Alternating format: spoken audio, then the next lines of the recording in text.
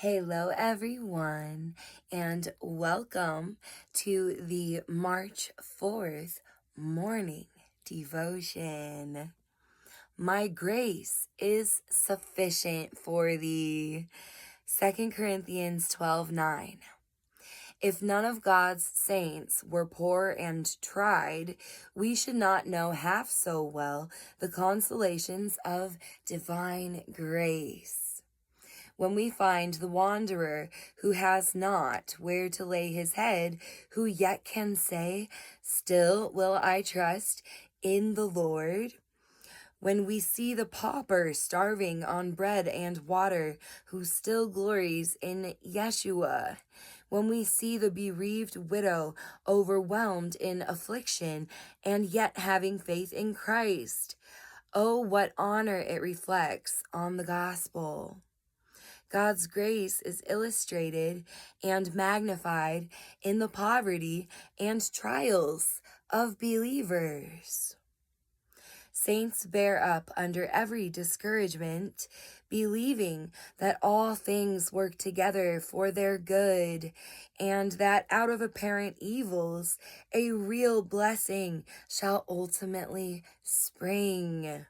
That their God will either work a deliverance for them speedily or most assuredly support them in the trouble as long as He is pleased to keep them in it. This patience of the saints proves the power of divine grace. There is a lighthouse out at sea. It is a calm night. I cannot tell whether the edifice is firm. The tempest must rage about it, and then I shall know whether it will stand. So with the Spirit's work. If it were not on many occasions surrounded with tempestuous waters, we should not know that it was true and strong.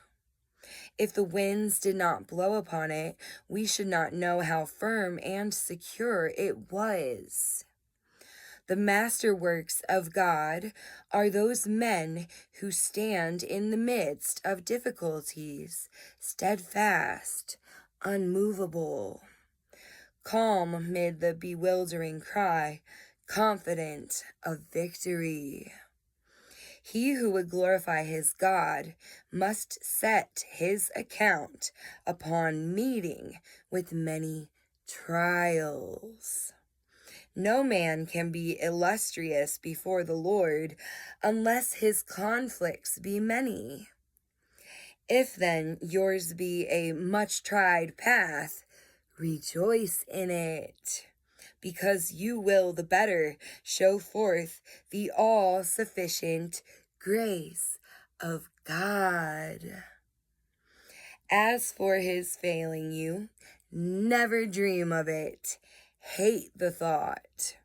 The God who has been sufficient until now should be trusted to the end.